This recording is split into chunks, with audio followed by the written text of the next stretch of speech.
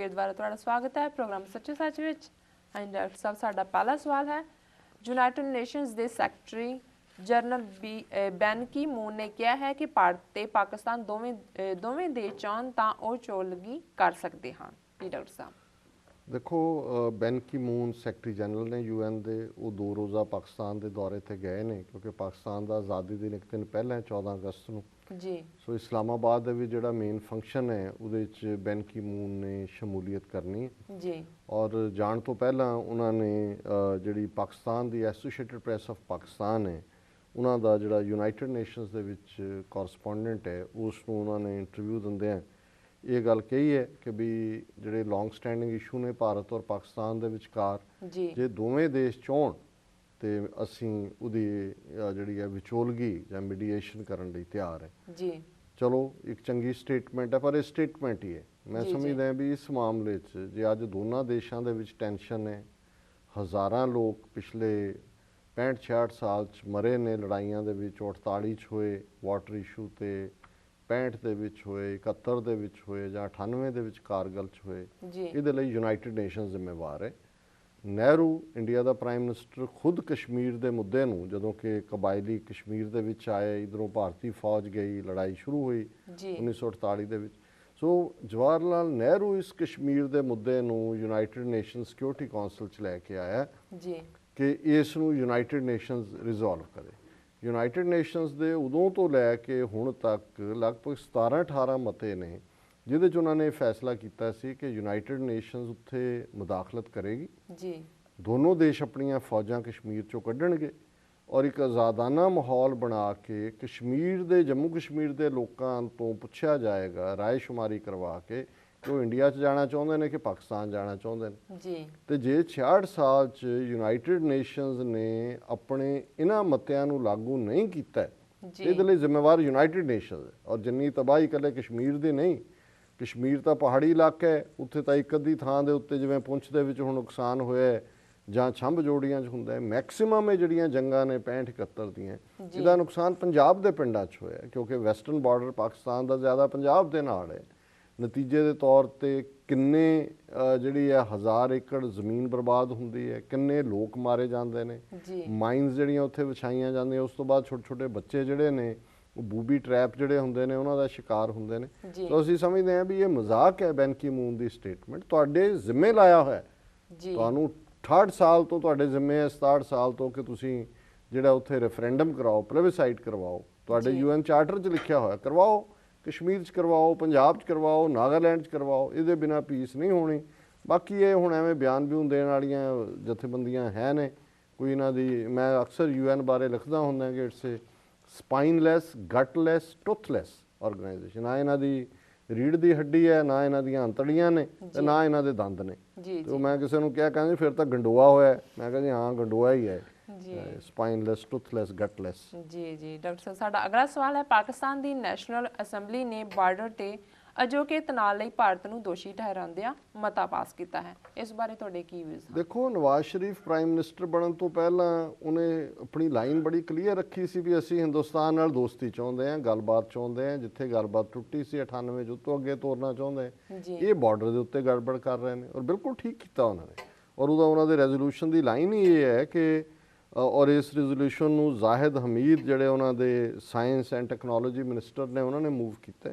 ਉਹਨਾਂ ਨੇ ਕਿਹਾ, this house forcefully reiterates that while Pakistan is committed to working for peace with its neighbors, it remains steadfast in its resolve to fully defend its sovereignty, territorial borders and national interests। कि भी ਅਸੀਂ ਆਪਣੀ ਆਜ਼ਾਦੀ, sovereignty, ਆਪਣੇ borders ਇਹਨਾਂ ਦੇ ਲਈ ਪੂਰੀ ਮਜ਼ਬੂਤੀ ਦੇ ਨਾਲ ਅਸੀਂ ਲੜਾਂਗੇ ਇਹਨਾਂ ਨੂੰ ਪ੍ਰੋਟੈਕਟ ਕਰਨ ਦੇ ਲਈ।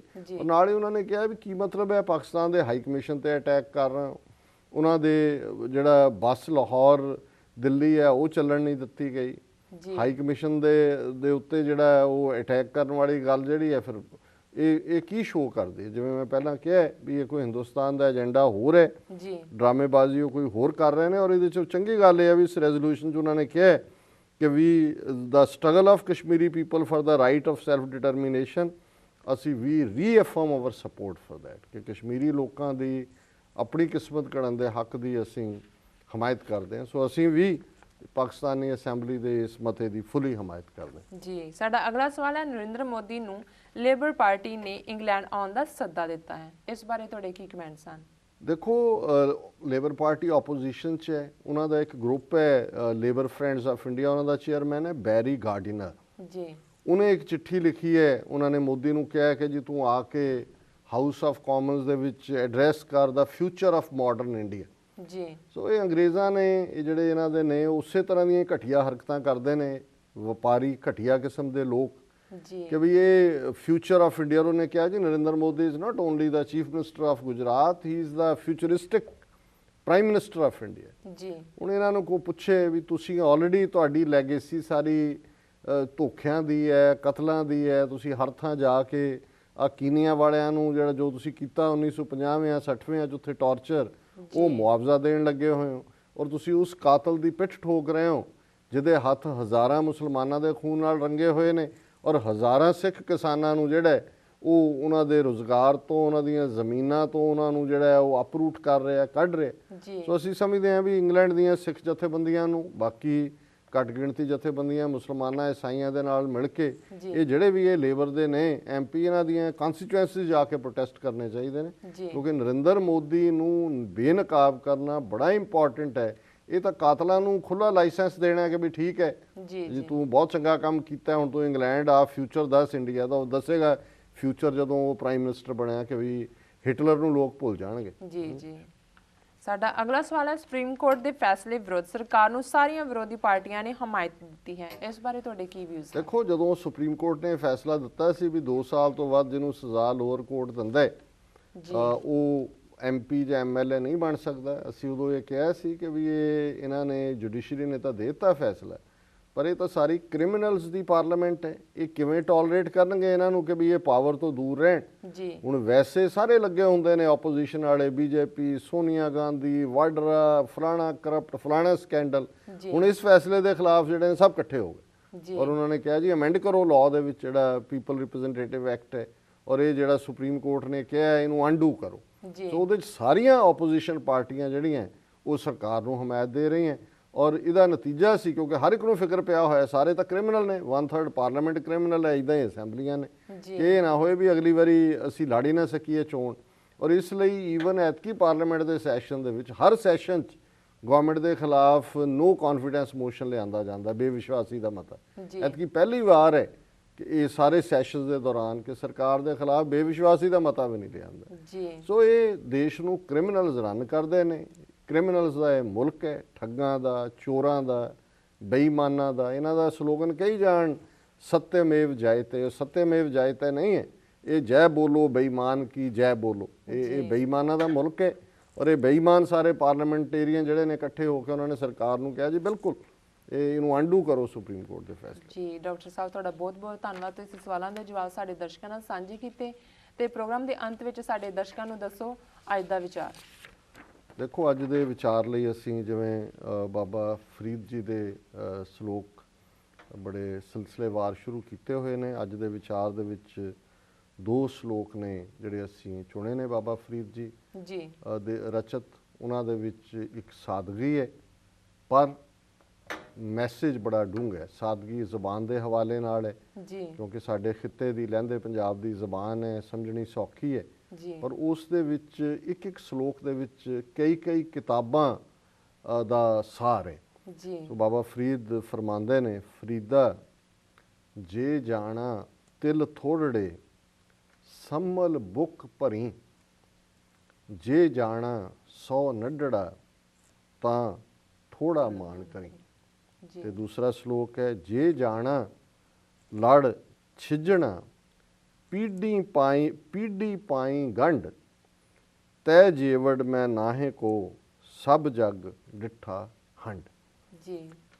ਹੁਣ ਸਮਝਾਇਆ ਮਨੁੱਖ ਨੂੰ ਹੈ ਕਿ ਬੇਸ਼ੱਕ ਮਨੁੱਖਾ ਜੀਵਨ ਬੜੇ ਤਰੱਦਦ ਦੇ ਨਾਲ ਉਹ ਸਾਰੀ ਫਾਰਮਸ ਆਫ ਲਾਈਫ ਚੋਂ ਨਿਕਲ ਕੇ ਇਸ ਧਰਤੀ ਦੇ ਉੱਤੇ ਸਾਰੀਆਂ ਜੂਨਾਂ ਦੇ ਉੱਤੇ ਸਰਦਾਰੀ ਅਕਾਲ ਪੁਰਖ ਨੇ ਮਨੁੱਖ ਨੂੰ ਦਿੱਤੀ ਹੈ, ਲੇਕਿਨ ਫਿਰ ਵੀ ਮਨੁੱਖਾ ਜੀਵਨ ਬੜਾ ਛੋਟਾ ਹੈ ਔਰ ਅਸੀਂ ਵੀ ਦੇਖਦੇ ਹਾਂ ਸਾਲ ਚੜ੍ਹਦਾ ਫਿਰ ਲੱਗਦਾ ਕਿ ਜੀ ਜਨਵਰੀ ਆਇਆ, ਫਿਰ ਬੀਤ ਜਾਂਦਾ ਜਦੋਂ ਬੰਦਾ ਪਿੱਛੇ ਮੁੜ ਕੇ ਦੇਖਦਾ ਕਿ ਬਸ ਜੀ ਬੀਤ ਗਿਆ। ਬੀਤ ਗਏ। ਸੋ ਕਹਿੰਦੇ ਨੇ ਵੀ ਜਦੋਂ ਅਸੀਂ ਅਖੀਰ ਤੇ ਆ ਕੇ ਦੇਖਦੇ ਹਾਂ ਵੀ ਇਸ ਜੀਵਨ 'ਚ ਅਸੀਂ ਕੀਤਾ ਕੀ ਹੈ, ਖੱਟਿਆ ਕੀ ਹੈ, ਸੋ ਉਹਨਾਂ ਨੇ ਕਿਹਾ ਵੀ ਇਹ ਮਨੁੱਖਾ ਜੀਵਨ ਬੜਾ ਕੀਮਤੀ ਹੈ ਪਰ ਛੋਟਾ ਵੀ ਹੈ, ਇਹ ਬਹੁਤ ਵੱਡਾ ਨਹੀਂ ਹੈ, ਇਹਦਾ ਅਨਲਿਮਿਟਿਡ ਸਾਲ ਨਹੀਂ ਹੈਗੇ, ਹਰ ਇੱਕ ਦਾ ਇੱਕ ਲਿਖਿਆ ਹੋਇਆ ਵੀ ਉਸ ਦਾ ਕਿੰਨਾ ਪੀਰੀਅਡ ਹੈ ਜੀ। ਔਰ ਉਸ ਨੂੰ ਹੁਣ ਸਭ ਤੋਂ ਜ਼ਿਆਦਾ ਜਿਹੜੀ ਅਸੀਂ ਛੋਟੀ ਚੀਜ਼ ਗਿਣਦੇ ਆ, ਤਿਲ ਗਿਣਦੇ ਆ। ਤਿਲ ਫੜੇ ਵੀ ਨਹੀਂ ਜਾਂਦੇ, ਜੀ ਜੀ ਬੜੇ ਛੋਟੇ ਛੋਟੇ ਹੁੰਦੇ ਨੇ, ਜੀ ਉਹਨਾਂ ਨੂੰ ਘੋਟਣਾ ਵੀ ਔਖਾ ਹੈ। ਇਕੱਲੇ ਇਕੱਲੇ ਨੂੰ ਜੇ ਕਹੋ ਜੀ ਇੱਕ ਤਿਲ 7 ਭੈਣਾਂ ਨੇ ਵੰਡ ਕੇ ਖਾਧਾ, ਸਾਡੇ ਮਾਤਾ ਜੀ ਅਕਸਰ ਇਹ ਕਹਿੰਦੇ ਸੀ ਜਦੋਂ ਸਾਂਝ ਦੀ ਗੱਲ ਕਰਦੇ ਸੀ, ਤੇ ਮੈਂ ਪੁੱਛਣਾ ਜੀ ਉਹ ਕਿਵੇਂ ਖਾ ਲਿਆ, ਕਹਿੰਦੇ ਨਹੀਂ ਪਾਣੀ 'ਚ ਘੋਟਿਆ ਸੀ। ਸੋ ਹੁਣ ਜੋ ਬਾਬਾ ਫਰੀਦ ਇਸ ਨੂੰ ਗੱਲ ਸਾਂਝਦੀ ਹੈ ਕਿ ਵੀ ਜੇ ਸਾਡਾ ਦਿਲ ਇੰਨਾ ਕੁ ਵੱਡਾ ਹੈ ਤੇ ਅਸੀਂ ਸਾਂਝ ਪੈਦਾ ਕਰਨੀ ਹੈ ਤਾਂ ਇੱਕ ਤਿਲ ਵੀ ਜਿਹੜਾ ਉਹ 7 ਦੇ ਵਿੱਚ ਸ਼ੇਅਰ ਕੀਤਾ ਜਾ ਸਕਦਾ, ਤੇ ਜੇ ਅਸੀਂ ਜੱਫਾ ਮਾਰਨਾ ਹੈ ਫਿਰ ਉਹਦਾ ਕੋਈ ਐਂਡ ਨਹੀਂ ਹੈ। ਸੋ ਬਾਬਾ ਫਰੀਦ ਕਹਿੰਦੇ ਨੇ ਕਿ ਵੀ ਇਹ ਜਿਹੜੀ ਜ਼ਿੰਦਗੀ ਹੈ ਇਹਨੂੰ ਬਹੁਤ ਸੰਭਲ ਕੇ, ਇੱਕ ਇੱਕ ਪਲ ਕੀਮਤੀ ਹੈ, ਇਹਨੂੰ ਇਹ ਵੇਸਟ ਕਰਨ ਵਾਲਾ ਨਹੀਂ ਹੈ। ਫਰੀਦਾ ਜੇ ਜਾਣਾ ਤਿਲ ਥੋੜੜੇ ਸੰਭਲ ਬੁੱਕ ਭਰੀ, ਕਿ ਜੇ ਸਾਨੂੰ ਪਤਾ ਹੋਏ ਕਿ ਵੀ ਇਹ ਥੋੜੇ ਜਿਹੇ ਨੇ, ਪਤਾ ਹੈ ਸਾਨੂੰ, ਤੇ ਅਸੀਂ ਬੜਾ ਸੰਭਲ ਕੇ ਭਰਦੇ ਹਾਂ ਕਿ ਹੱਥ ਚੋਂ ਕਿਰ ਨਾ ਜਾਣ, ਨਿਕਲ ਨਾ ਜਾਣ। ਇਸੇ ਤਰ੍ਹਾਂ ਸਾਨੂੰ ਹਰ ਪਲ ਸੰਭਾਲਣ ਦੀ ਲੋੜ ਹੈ ਕਿ ਉਹ ਕਿਤੇ ਸਮਾਂ ਸਾਡੇ ਹੱਥੋਂ ਨਾ ਨਿਕਲ ਜਾਏ। ਜਿਵੇਂ ਭਾਈ ਵੀਰ ਸਿੰਘ ਨੇ ਇੱਕ ਥਾਂ ਲਿਖਿਆ ਕਿ ਰਹੀ ਵਾਸਤੇ ਘੱਤ ਸਮੇਂ ਨੇ ਇੱਕ ਨਾ ਮੰਨੀ, ਫੜ ਫੜ ਰਹੀ ਤਰੀਕ ਸਮੇਂ ਖਿਸਕਾਈ ਕੰਨੀ। ਸਮਾਂ ਆਉਂਦਾ ਤੇ ਉਹ ਕੰਨੀ ਖਿਸਕਾ ਕੇ ਤੁਰਿਆ ਜਾਂਦਾ, ਸੋ ਉਹਨੂੰ ਸੰਭਾਲਣ ਦੀ ਗੱਲ ਹੈ ਕਿ ਉਸ ਹਰ ਪਲ ਨੂੰ ਅਸੀਂ ਸੰਭਾਲੀਏ। ਤੇ ਉਹਨਾਂ ਨੇ ਨਾਲ ਹੀ ਹੰਕਾਰ ਦੀ ਗੱਲ ਵੀ ਤੋੜੀ ਕਿ ਜੇ ਜਾਣਾ ਸ਼ੌ ਨੱਢੜਾ, ਹੁਣ ਸ਼ੌ ਪਤੀ ਨੂੰ ਕਹਿੰਦੇ ਨੇ, ਨੱਢੜਾ ਜਵਾਨ ਨੂੰ ਕਹਿੰਦੇ ਨੇ, ਜਿਹੜਾ ਬਹੁਤ ਹੈਂਡਸਮ ਹੋਏ, ਸੋਹਣਾ ਹੋਏ, ਜਵਾਨ ਹੋਏ, ਥੋੜਾ ਮਾਣ ਕਰੀ। ਹੁਣ ਇਹਦੇ 'ਚ ਇਹ ਵੀ ਮੈਟਾਫਰ ਹੀ ਹੈ, ਅਲੰਕਾਰ ਹੀ ਹੈ ਕਿ ਕਿਤੇ ਆਪਣੇ ਹੁਸਨ ਦਾ, ਆਪਣੀ ਜਵਾਨੀ ਦਾ, ਆਪਣੀ ਮਜ਼ਬੂਤੀ ਦਾ, ਆਪਣੀ ਸਟਰੈਂਥ ਦਾ ਮਾਣ ਮਨੁੱਖ ਨੂੰ ਨਾ ਹੋਏ। ਜੇ ਇਹ ਚੀਜ਼ਾਂ ਅਕਾਲ ਪੁਰਖ ਨੇ ਬਖਸ਼ੀਆਂ ਹੋਈਆਂ ਨੇ ਤੇ ਹੰਕਾਰ ਨੂੰ ਇੱਕ ਪਾਸੇ ਰੱਖ ਕੇ ਜੀਵਨ ਨੂੰ ਨਿਰੰਕਾਰ ਦੀ ਯਾਦ ਵੱਲ ਲਾਣਾ, ਜੀਵਨ ਨੂੰ ਸਫਲ ਕਰਨਾ, ਹਰ ਪਲ ਨੂੰ ਸੰਭਾਲਣਾ। ਜਿਵੇਂ ਇੱਕ ਪੰਜਾਬੀ ਦੀ ਨਜ਼ਮ ਮੈਨੂੰ ਯਾਦ ਹੈ, ਉਹਦਾ ਇੱਕ ਕਪਲੇਟ ਹੁੰਦਾ ਸੀ ਕਿ ਘੜੀ ਹੈ, ਜਦੋਂ ਆਮ ਜਿਹੜੇ ਵਾਲ ਕਲੌਕ ਸੀ ਤੇ ਘੜੀ ਜਦੋਂ ਚੱਲਦੀ ਸੀ, ਟਿਕ ਟਿਕ ਟਿਕ ਟਿਕ ਆਵਾਜ਼ ਹੁੰਦੀ ਸੀ। ਉਹਦੇ ਤੇ ਕਿਸੇ ਸ਼ਾਇਰ ਨੇ ਲਿਖਿਆ ਸੀ ਕਿ ਘੜੀ ਇਹ ਕਹਿੰਦੀ ਟਿਕ ਟਿਕ ਜਾ, ਐਵੇਂ ਨਾ ਤੂੰ ਸਮਾਂ ਗਵਾ। ਕਿ ਜਿਹੜੀ ਟਿਕ ਟਿਕ ਹੈ ਉਹ ਤੁਹਾਡੇ ਅੰਦਰ ਨੂੰ ਕਹਿ ਰਹੀ ਹੈ ਵੀ ਤੂੰ ਟਿਕ ਟਿਕ ਕੇ ਆਪਣੇ ਮਨ ਨੂੰ ਟਿਕਾ ਲੈ, ਐਵੇਂ ਸਮਾਂ ਨਾ ਗਵਾ। ਤੇ ਉਹਨਾਂ ਨੇ ਇਸੇ ਹੀ ਥਾਟ ਨੂੰ ਅੱਗੇ ਤੋਰਿਆ, ਜੇ ਜਾਣਾ ਲੜ ਛਿੱਝਣਾ ਪੀੜੀ ਪਾਈ ਗੰਢ, ਕਿ ਜਿਹੜਾ ਲੜ ਹੈ ਉਹ ਜੇ ਪਹਿਲਾਂ ਹੀ ਛਿੱਝਿਆ ਹੋਇਆ, ਘਸਿਆ ਹੋਇਆ, ਤੇ ਅਸੀਂ ਘਸੇ ਹੋਏ ਲੜ ਨਾਲ ਗੰਢ ਕੋਈ ਬੰਨੀ ਹੋਈ ਹੈ ਤੇ ਉਹ ਖੁੱਲ ਜਾਏਗੀ, ਜੋ ਬੰਨਿਆ ਵਿੱਚ ਨਿਕਲ ਜਾਏਗਾ। ਪਰ ਜੇ ਹੁਣ ਪਤਾ ਹੈ ਸਾਨੂੰ ਕਿ ਇਹ ਜਿਹੜਾ ਲੜ ਹੈ ਇਹ ਛਿੱਝਣਾ, ਮਤਲਬ ਇਹ ਹੈ ਵੀ ਜੀਵਨ ਅਲਟੀਮੇਟਲੀ ਦਾ ਐਂਡ ਹੋਣਾ, ਇਹ ਖਤਮ ਹੋਣ ਵਾਲਾ ਹੈ, ਤੇ ਪੀੜੀ ਪਾਈ ਗੰਢ, ਫਿਰ ਜਿਹੜਾ ਗੰਢ ਖਿੱਚ ਕੇ ਪਾਣੀ ਹੈ ਕਿ ਉਹਨੂੰ ਸੰਭਾਲਣਾ। ਇਹ ਵੀ ਸੰਭਾਲਣ ਦੀ ਗੱਲ ਹੈ।